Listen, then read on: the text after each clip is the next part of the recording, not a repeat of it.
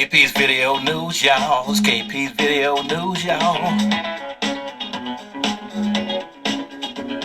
It's KP's Video News, y'all. It's KP's Video News, y'all. What? That's right. You know what? It's KP's Video News, y'all. You know what? All right, folks. How's everybody doing today? I know it's been a minute since I've been here jumping in it.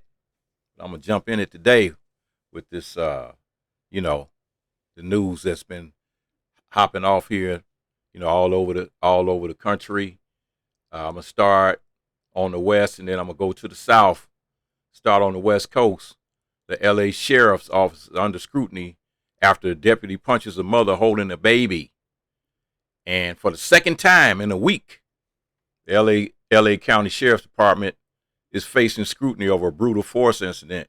This time, after a deputy was caught on camera punching a mother twice in the face as she held her newborn baby. The L.A. County Sheriff Robert Luna on Wednesday released footage of the July 2022 incident in Palmdale, California, city north of Los Angeles, the northern end of L.A. County, and the encounter started when deputies stopped the car being driven without headlights at night. Luna said the officers said they smelled alcohol, according to the sheriffs, and saw there were 3 women in the car who were holding their babies that didn't have children's car seats. 3 women holding babies, and there was a man that was driving the car, so he wasn't holding the baby, but the women in the car were holding their children.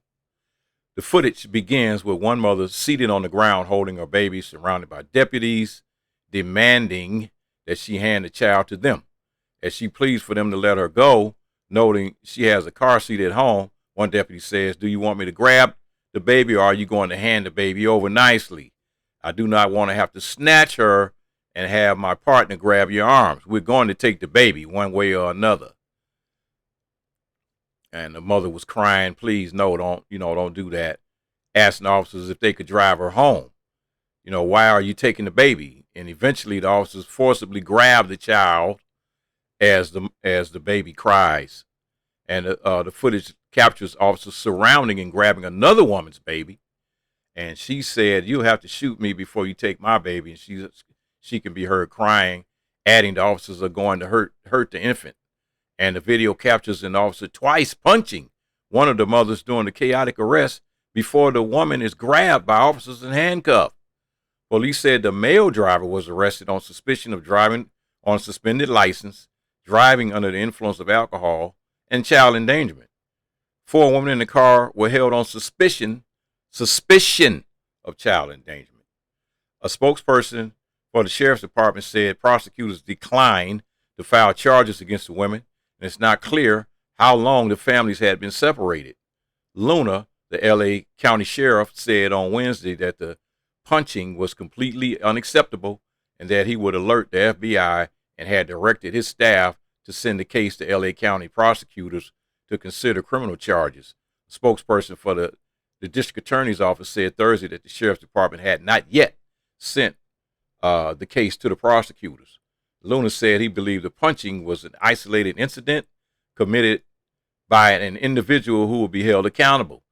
He added the deputy was no longer on field duty, but that he was barred by law from disclosing further details about disciplinary actions the officer may have faced. It's unclear if any of the other officers have faced any disciplinary action. And Karen Bass, the mayor of L.A., said the video was enraging and disturbing in a statement on Wednesday night, adding the idea that you would have to assault a mother with a child in her arms and then suspect that child to the child welfare system just because the child didn't have a car seat is an abuse of power. When a child goes into the welfare system, it can take months for that child to be returned. That process can result in lifelong trauma for both mother and child. Wednesday's announcement was the second in a week relating to the brutal force incident. On July 5th, Luna said 2 deputies had been pulled from the field duty after the video surfaced of a deputy in neighboring Lancaster violently tackling a woman while she filmed a man being handcuffed, then pepper spraying her in the face on June 24th. Lancaster and Palmdale are 2 cities that are side by side. Lancaster is a little farther north, just right farther north than Palmdale, California, northern part of LA County. I believe it's the last two cities in the county of Los Angeles going north. But anyway, they have a reputation. The LA County sheriffs have a bad reputation, and the LA County Sheriff's Department has long been plagued by scandals, and Luna was elected last year on promises of reform. The agency, the largest county sheriff's office in the United States, faces continued scrutiny over horrific jail conditions and repeated incidents of brutal force captured on film. Federal monitors continue to oversee reforms that the department agreed to for the Lancaster and Palmdale sheriff stations, which are among the busiest in the county. 2015, the sheriff's department settled federal allegations that deputies in those stations had engaged in excessive use of force and racially biased policing that included disproportionately stopping and searching Black and Latino people. Now, personally, I lived in the city of Palmdale from 97 all the way to 2012, and I personally never had any incidents with the LA County Sheriff's Department, Palmdale, or either Lancaster Sheriff's outside of a traffic ticket. Never dealt with them, had any kind of situations happen. And personally, I don't really know anybody that has had any incidents with them, as far as like coworkers. That I had coworkers that lived in Palmdale as well that lived with me. I take that back. I do remember one of my coworkers complaining that he had lived in Lancaster, and they said he was in a mixed relationship with a Filipino lady, and they constantly stopped them. After the first time they stopped him, they just constantly stopped him. It's like 2-3 times a week they were getting stopped by the sheriffs, and eventually harassed to the point that they decided to leave, to move from Lancaster. So yes, that is one incident that I do recall, come to think of it. Anyway, going to the South now. So you got Black landowners that fight to get their fair deal as Tennessee Department of Transportation takes land from the Black landowners for a Ford plant roadways. So Tennessee's newest car manufacturer is revving up construction on its plant, Blue Oval City in Haywood County. The state of Tennessee is using eminent domain to take over land to connect a new multi-billion-dollar Ford plant to the interstate. Black farmers and landowners in the area say Tennessee Department of Transportation is only offering them a fraction of what the land is worth. About a year after Ford Motor Company broke ground on its future $5 billion electric truck plant, residents in Fayette and Haywood County said signs of economic growth are becoming more obvious. Still, they said that growth is coming at the cost of their real estate. They said they want to see the Blue Oval transform the little small community into what we know it's going to be in the future. Ray Jones, the owner of a historic water spring in the area, said, however, there have been some drawbacks. Those living around the new Ford site say the problem is that the road would go right through their property owned by their families, in some cases for generations.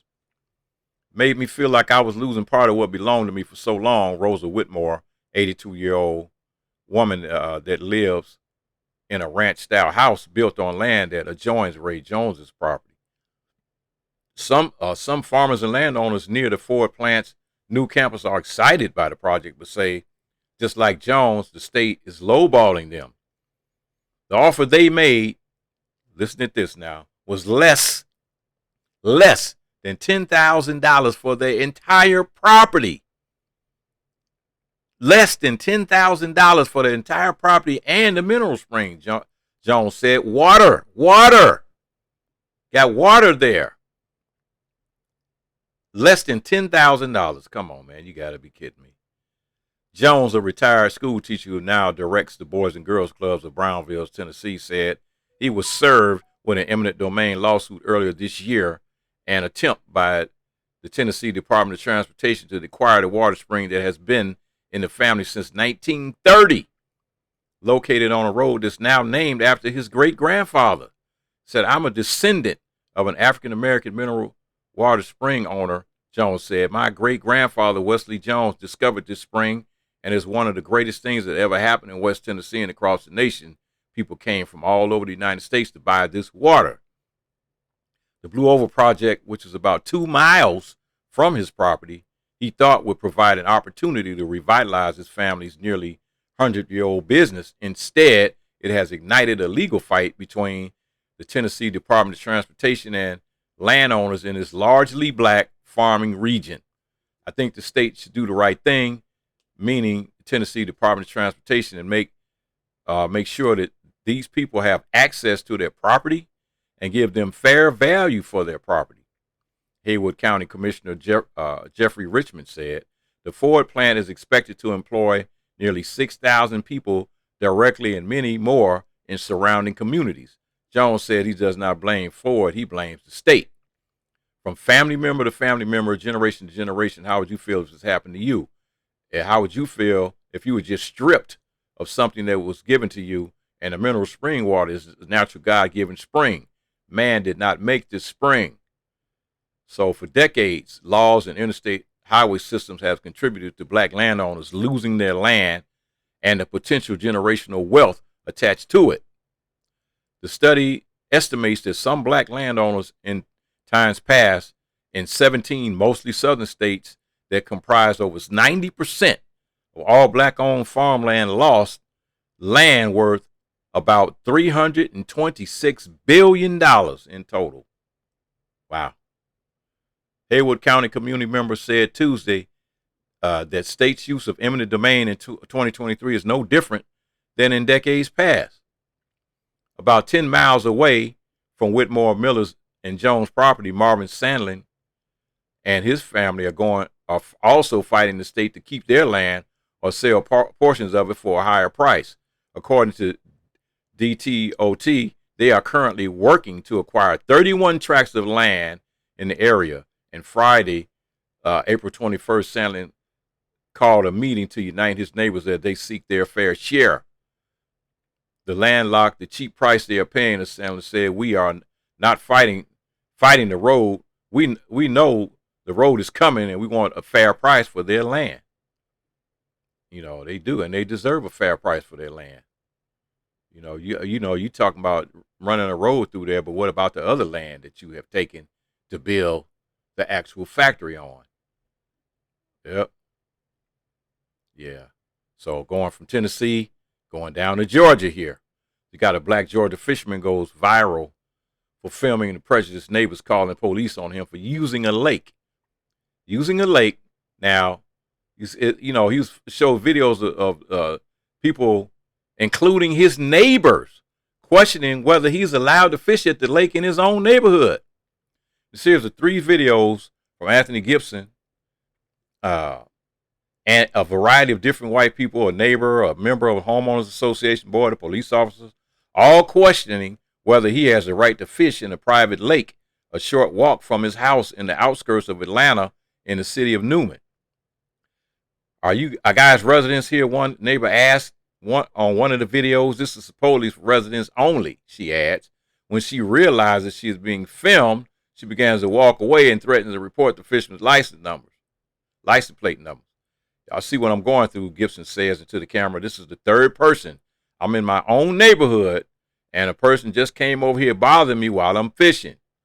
Gibson said he's regularly harassed when he comes to the fishing spot, even though it's a popular spot with local people, and that he has never seen numerous white people who use the fishing hole face the same treatment. The former teacher and aspiring actor said he was happy to move into the Springwater Plantation neighborhood because it was quiet and had a nice fishing lake. He said it's a good neighborhood. There's no gunshots. We're living good. We're living the good life, he added. And the high life comes with the price if you have a whole bunch of privileged people around you. Mr. Gibson, who grew up in Oakland, California, believes that local residents have singled him out because he's black. California was never a slave state, he said. It was a free state, and you don't have that long history of segregation of people feeling like they are better than someone else. Georgia and the South, the prejudice, there's a lot of it. And the former teacher said he's frequently targeted when he goes to the fishing spot, whether it's with white residents walking up with dogs to harass him while ignoring his white friends that are with him. Other fellow locals once called the police saying they were upset because they heard him laughing at a spot on the lake he chose specifically to be as far away from everyone else as possible. And the video have attracted millions of views on social media and has gone viral.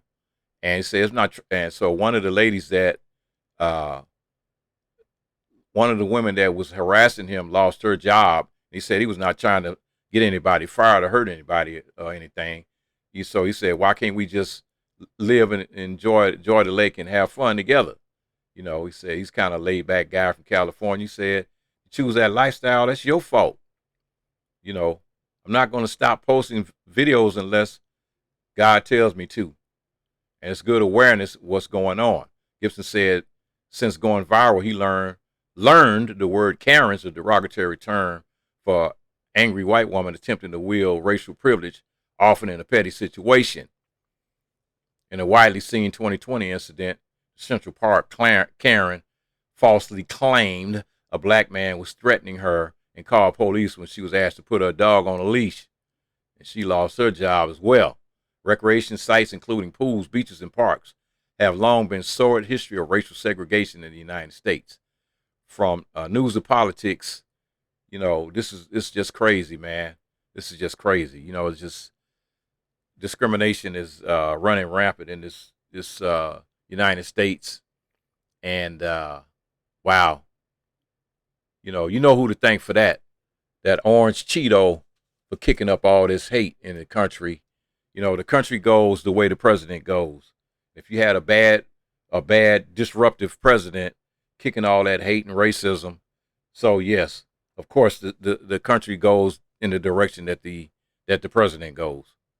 So 4 years of that has created an environment that's so bad for everybody, man. It's just ridiculous how bad these things have relationships with people has become in the United States.